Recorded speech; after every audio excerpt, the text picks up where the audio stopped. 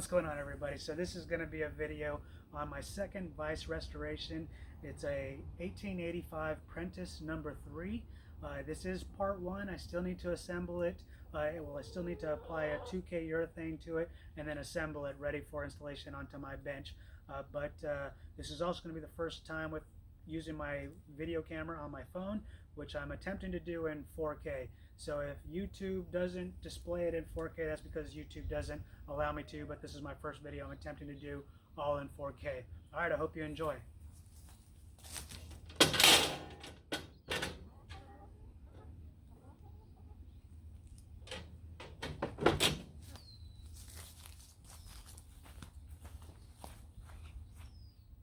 Just as I was getting ready to go edit this video, this hawk came in and my chickens went crazy.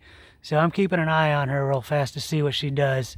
But she looks like she's here to play. I think she's looking actually at the eggs in my hands. Get on out of here. Don't you be looking at my dang eggs. They're my eggs.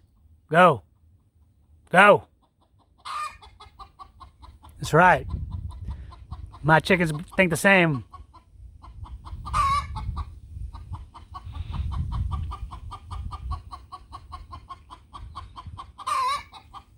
All right, I'm going to continue recording her, see if she follows my eggs.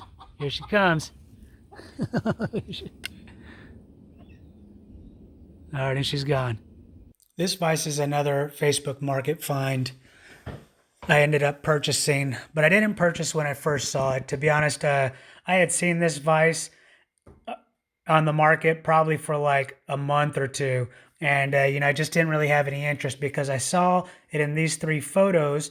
And I was just like, there was no name. I had no idea what value it was. And I had picked up my previous vise that I did on the other video. So I figured I had one. But after looking at it a little bit more, I kind of enjoyed restoring the other one. So I decided, okay, I'll try to go ahead and purchase this one if I can get it for the right price. So with the table and the vise, it was offered for, I believe, $60. But I ended up asking for 20 with only the vise, but picked it up for, I believe, 30 bucks.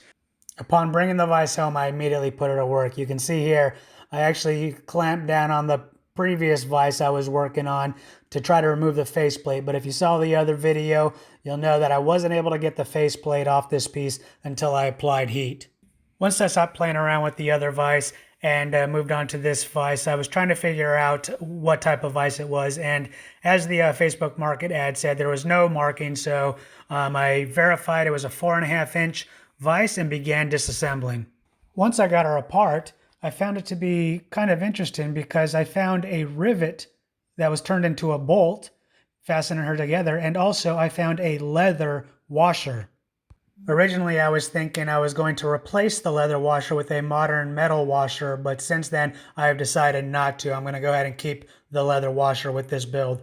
One of the obvious fixes I was going to have to make to this vise was fixing the crack at the end of the slide here, opposite the sliding jaw.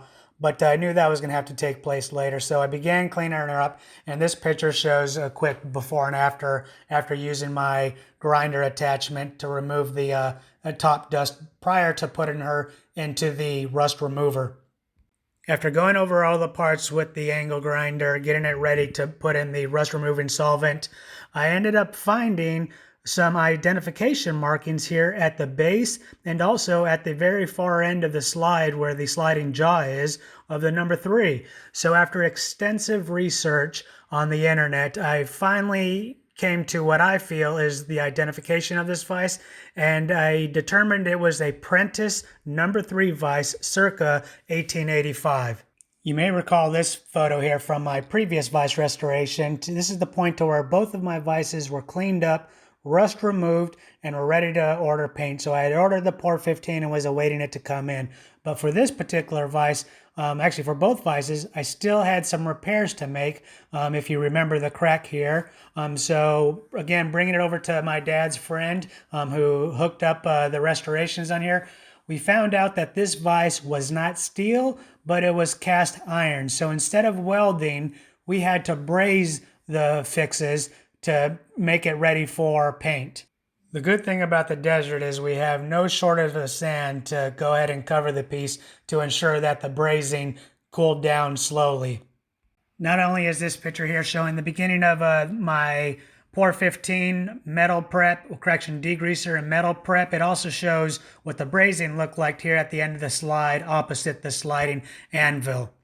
Being that this was my second vise using POR-15, I found the best process was to go ahead, do the degreaser, do the metal prep, and then tape up prior to paint. I didn't have any videos or pictures of me putting on the POR-15, but I did do the light coat at first and then followed it up with a heavier coat, doing 2 coats total. So these following clips here will be of me removing the tape for the reveal.